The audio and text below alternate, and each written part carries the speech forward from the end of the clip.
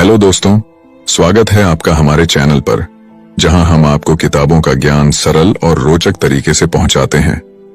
आज हम आपके लिए लेकर आए हैं एक ऐसी किताब की कहानी जिसने लाखों लोगों की सोच और जिंदगी को बदल दिया है। हम बात कर रहे हैं रॉबर्ट कियोसाकी की बेस्ट सेलर किताब रिच डैड पुअर डैड की। ये किताब आपको पैसे की समझ, फाइनेंशियल एजुकेशन और अमीर बनने की मानसिकता को गहराई से समझने का मौका देती है। इसमें दो डैड्स की कहानियां हैं, एक अमीर डैड और दूसरे गरीब डैड। दोनों के विचार और फैसले किस तरह से उनकी आर्थिक स्थिति को प्रभावित करते हैं, यही इस किताब का मुख्य संदेश है। इस वीडियो में हम आपको रिच डैड पुअर डैड के 6 सबक, सबसे जरूरी सिद्धांत और प्रेरणादायक कहानियों को हिंदी में सरल शब्दों में समझाने जा रहे हैं। अगर आप अपनी आर्थिक जिंदगी को बेहतर बनाना चाहते हैं तो ये वीडियो आपके लिए एक गाइड की तरह काम करेगा। इसमें आप जानेंगे कि पैसा आपके लिए कैसे काम कर सकता है, संपत्ति और कर्ज में फर्क क्या होता है, क्यों फाइनेंशियल एजुकेशन आपके स्कूल के सिलेबस से ज्यादा जरूरी है और अमीर लोग अपनी सोच से कैसे अमीर बनते हैं। यदि आपको वीडियो पसंद आए तो इसे लाइक और शेयर करें और हमारे चैनल को सब्सक्राइब करना ना भूलें, क्योंकि हमारा लक्ष्य है कि हम आपको वो ज्ञान दें जो आपकी जिंदगी को एक नई दिशा दे सके। चलिए अब बिना देरी के शुरू करते हैं इस अद्भुत सफर को और जानते हैं कि रॉबर्ट कियोसाकी की इस महान किताब ने हमें क्या सिखाया है।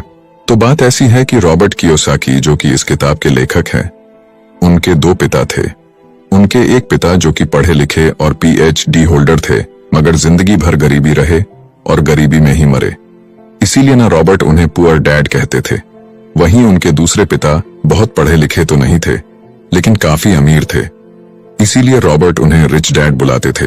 तो अब यह सोचने की बात है कि किसी भी इंसान के एक ही वक्त में 2 पिता कैसे हो सकते हैं। तो इसका जवाब यही है कि उनके गरीब पिता यानी कि रियल पिता का एक ही सपना था कि रॉबर्ट खूब मेहनत से पढ़ाई करने के बाद किसी बड़ी सी कंपनी में नौकरी करके अपने भविष्य को सुरक्षित कर ले। मगर रॉबर्ट के दूसरे पिता जो कि अमीर थे, वो एक्चुअली में रॉबर्ट के दोस्त माइक के पिता थे और वो चाहते थे कि रॉबर्ट अपनी जिंदगी में कुछ चैलेंजेस को ले, क्योंकि सारे सबक सिर्फ स्कूल में ही नहीं सीखे जाते। कुछ सबक ऐसे होते हैं जिन्हें इंसान अपनी जिंदगी के तजुर्बों से ही सीखता है। तो स्कूली पढ़ाई सिर्फ आपको अच्छे ग्रेड्स तो दिला सकती है, लेकिन जिंदगी की पढ़ाई बहुत कुछ सिखाती है। बेशक पढ़ाई लिखाई की अपनी अहमियत है, मगर सिर्फ इसके भरोसे बैठ करके ही सब कुछ हासिल नहीं किया जा सकता। तो चलिए जानते हैं कि एग्जैक्टली हमें क्या करना है और कैसे करना है। उसके लिए पहला सबक कहता है कि अमीर लोग पैसे के लिए काम नहीं करते। सुनने में थोड़ा अजीब है, लेकिन इस लाइन को समझने के लिए ये कहानी आपकी काफी मदद करेगी। तो होता ऐसा है कि एक आदमी था जिसके पास एक गड्ढा था। जब भी उसे अपने गड्ढे से कुछ मेहनत करवानी होती थी तो वो एक गाजर को उसके सामने लटका देता था। उस गाजर को देखते ही गधा उसे खाने के लालच में काम करता चला जाता था। उसे बड़ी उम्मीद थी कि एक दिन वो उस गाजर तक पहुंच ही जाएगा।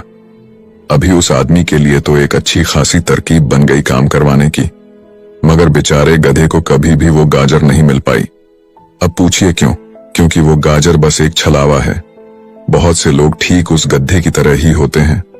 वो मेहनत पर मेहनत के लिए चले जाते हैं, इस उम्मीद में कि एक दिन वो अमीर बन जाएंगे, मगर पैसा उनके लिए महज एक सपना बन के रह जाता है। इस सपने के पीछे भागने से आप उस तक कभी नहीं पहुंच सकते। तो पैसे के लिए काम करने की बजाय पैसे को अपने लिए काम करने दीजिए। जब आप अमीर बनना चाहते हैं तो सिर्फ पैसे कमाने के लिए काम ना करें, क्योंकि जिस तरीके से हम अमीर बनने की राह में कदम बढ़ाते हैं, हमारा डर और लालच हम पर हावी होने लगता है कि कहीं हम गरीब के गरीब ही ना रह जाएं। बस इसी डर से हम और ज्यादा मेहनत करने में जुट जाते हैं। फिर हमारा लालच हम पर हावी होने लगता है। हम उन सारी खूबसूरत चीजों की कल्पना करने लगते हैं जो पैसे से हासिल की जा सकती हैं। अब यही डर और लालच हमें ऐसे चक्कर में उलझा देता है जो कि कभी भी खत्म नहीं होता। तो हम अब और मेहनत करते हैं कि और ज्यादा कमा सके, और फिर हमारा खर्च भी उसी हिसाब से बढ़ने लगता है। तो इसी को अमीर डैड राइट रेस कहते हैं। अब इसका नतीजा ये हुआ कि हम पैसे कमाने के लिए हद से ज्यादा मेहनत करते हैं, खर्च करते हैं, और ये एक ट्रैप है, यानी कि ये एक जाल है और आपको लालच और डर का ये ट्रैप अवॉइड करना है, क्योंकि हम में से ज्यादातर लोग जो अमीर होना चाहते हैं वो इसी ट्रैप का शिकार हो जाते हैं। तो पैसे के पीछे मत भागिए, बल्कि पैसे को अपने पीछे भागने के लिए मजबूर कर दीजिए। आपकी नौकरी लगी है तो आप काम पर यह सोच करके मत जाइए कि हर महीने आपको एक पे चेक लेना है, क्योंकि वो पे चेक आपके सारे बिल्स मुश्किल से ही भर पाता है। वैसे ये हर महीने की कहानी बन जाती है। फिर तंग आकर के आप कोई दूसरी नौकरी ढूंढ करके और ज्यादा मेहनत करने लगते हैं, लेकिन तब भी आप पैसे के लिए ही काम कर रहे होते हैं, और यही वजह है कि आप कभी भी अमीर नहीं बन पाते। सच का सामना कीजिए। आपकी जवाबदेही खुद के लिए है, ना कि दूसरों के लिए। तो आपके जो भी सवाल है वो आप खुद से पूछिए, क्योंकि उनका जवाब सिर्फ आपके ही पास है। क्या आप सिर्फ इसलिए काम कर रहे हैं कि आपकी जिंदगी में सिक्योरिटी रहे? एक ऐसी नौकरी जहां से आपको निकाले जाने का कोई डर ना हो, या फिर आप सिर्फ 2 पैसे कमाने के लिए काम करते हैं और आपको लगता है कि एक दिन आप इस तरीके से अमीर हो जाएंगे? क्या बस यही आपको सेटिस्फाई करने के लिए काफी है? अगर आपका जवाब हां है, तो मुझे आपकी सोच पर बड़ा अफसोस है, क्योंकि आपने जो अमीर बनने का सपना देखा है ना, वो कभी पूरा नहीं होने वाला। आप हमेशा गरीबी में ही जिएंगे। लेकिन अगर आपका जवाब ना है, तो आपका पहला कदम यह होगा कि सबसे पहले आप अपने मन से डर को हटा दीजिए, क्योंकि ज्यादा पैसा ना कमा पाने का डर और लालची आपको बगैर सोचे समझे काम करने के लिए मजबूर करता है, और हमारा यही कदम हमें नाकामयाबी की तरफ धकेलता है। बेशक हम सबके अंदर डर और चाहत की भावना होती है, और ये नेचुरल है, लेकिन उन्हें खुद पर इतना हावी ना होने दीजिए कि हम उनके बस में होकर के उलटे सीधे फैसले लेने लग जाएं। बेहतर होगा कि हम जो भी करें पहले उसके बारे में खूब सोच लें। हमेशा दिल से नहीं बल्कि दिमाग से काम ले। हर सुबह अपने आप से पूछिए कि क्या आप उतना कर पा रहे हैं जितना कि आपको करना चाहिए? क्या आप अपनी पोटेंशियल का पूरा इस्तेमाल कर पा रहे हैं? आम लोगों की तरह सोचना छोड़ दीजिए, जो काम सिर्फ और सिर्फ पैसे के लिए करते हैं। ये सोचना छोड़ दीजिए कि मेरा बॉस कम पैसे देता है, मुझे ज्यादा मिलना चाहिए, मैं ना इससे ज्यादा कमा सकता हूं। एक बात याद रखिए, आपकी परेशानियों के लिए सिर्फ आप जिम्मेदार हैं, कोई और नहीं। बॉस अगर आपकी सैलरी को नहीं बढ़ा रहा है तो उसे इल्जाम मत दीजिए। जब आप खुद की प्रॉब्लम्स की जिम्मेदारी लेते हैं तो सिर्फ आप ही उसका हल निकाल सकते हैं। और यही वो पहला सबक और पहला प्रिंसिपल है जो कि आमिर डैड ने रॉबर्ट को सिखाया। इस सबक का एक पार्ट ये भी था कि अमीर डैड ने उन्हें एक कन्वीनियंस स्टोर में काम करने पर लगा दिया। उन्हें इस काम के कोई पैसे नहीं मिले, वो बस काम करते रहे, और इसका फायदा ये हुआ कि वो अपने दिल से काम में लगे रहे, और इस दौरान कई नए आइडियाज उनके दिमाग में आते रहे। पैसे को अपने पीछे कैसे भगाया जाए, इस बारे में उन्हें कई विचार मिले। उन्होंने देखा कि उस स्टोर की क्लर्क कॉमिक्स बुक के फ्रंट पेज को 2 हिस्सों में फाड़ देती थी। आधा हिस्सा वो रख लेती और आधा हिस्सा फेंक देती थी, तो देर शाम में स्टोर में एक डिस्ट्रीब्यूटर आया करता था। वो कॉमिक्स बुक्स के ऊपरी आधे हिस्से को क्रेडिट के लिए लेता, पर बदले में नई कॉमिक्स बुक्स दे जाया करता। तो एक दिन उन्होंने उस डिस्ट्रीब्यूटर से पूछा कि क्या वो पुरानी कॉमिक्स बुक्स ले सकते हैं। वो इस शर्त पर मान गया कि वो उन कॉमिक्स को बेचेंगे नहीं। ये उनके दिमाग में बिजनेस का एक नया आइडिया था। उन्होंने वो पुरानी कॉमिक्स बुक्स अपने दोस्तों और बाकी बच्चों को पढ़ने के लिए किराए पर देनी शुरू कर दी। बदले में वो हर किताब का 10 सेंट किराया वसूल करते थे। हर किताब सिर्फ 2 घंटे के हिसाब से पढ़ने के लिए दी जाती थी, तो असल मायनों में वो उन्हें बेच नहीं रहे थे। उन्हें उस गैराज पर काम भी नहीं करना पड़ा जहां से वो कॉमिक्स किराए पर देते थे। उन्होंने माइक की बहन को काम पर रखा, जिसके लिए उसे हर हफ्ते $2 दिया जाता। तो एक ही हफ्ते में उन्होंने $9.5 कमाए, और इस तरह उन्होंने सीखा कि पैसे को खुद के लिए काम करने दो, न कि आप पैसे के लिए काम करो। तो इसी के साथ अब आगे है दूसरा सबक, जो कहता है कि फाइनेंशियल लिटरेसी क्यों सिखाई जाए।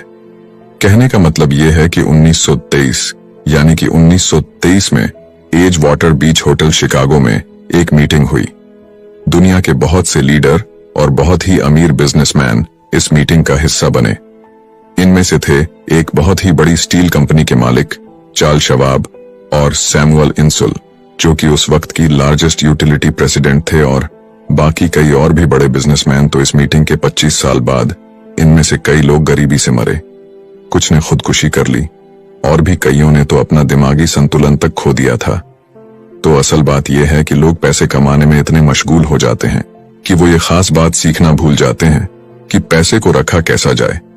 आप चाहे जितना मर्जी पैसा कमा लें, उसे बनाए रखना असली बात है। और अगर ये हुनर आपने सीख लिया तो अब किसी भी आड़े टेढ़े हालात, जो अक्सर कहा जाता है कि कोई इमरजेंसी आ गई या कोई अड्डी आ गई या कोई बुरा वक्त आ गया, तो आप उसका सामना आसानी से कर लेंगे। या हो सकता है कि अगर आप ठीक तरीके से प्लानिंग करें तो बुरा वक्त आए ही ना। वैसे लॉटरी में मिलियन जीतने वाले लोग कुछ सालों तक तो मजे से जीते हैं, मगर फिर वापस उसी पुराने हालात में पहुंच जाते हैं। तो अधिकतर लोगों के सवाल होते हैं कि अमीर कैसे बने या अमीर बनने के लिए क्या करें। इन सवालों के जवाब से अधिकतर लोगों को निराशा ही होती है, मगर इसका सही जवाब होगा कि पहले आप फाइनेंशियल लिटरेट बनना सीखें। देखिए, अगर आपको एम्पायर स्टेट बिल्डिंग खड़ी करनी है तो सबसे पहले आपको एक गहरा खड्डा खोदना पड़ेगा, फिर उसके लिए एक मजबूत नींव रखनी पड़ेगी। लेकिन अगर आपको एक छोटा सा घर बनाना हो तो एक 6 इंच कंक्रीट स्लैब डाल करके भी आपका काम चल जाएगा। मगर अफसोस तो इसी बात का है कि हम में से ज्यादातर लोग 6 इंच स्लैब पर एक एम्पायर स्टेट बिल्डिंग खड़ी करना चाहते हैं, और वो ऐसा करते भी हैं तो जाहिर सी बात है कि बिल्डिंग टूटेगी ही टूटेगी। गरीब डैड रॉबर्ट से बस यही चाहते थे कि वो खूब पढ़ाई करे, लेकिन अमीर डैड उसे फाइनेंशियली लिटरेट बनाना चाहते थे। ज्यादातर स्कूल सिस्टम बस घर बनाना सिखाते हैं, मजबूत फाउंडेशन नहीं। स्कूली शिक्षा और पढ़ाई की अपनी अहमियत है, मगर असल जिंदगी में यही सब कुछ नहीं है।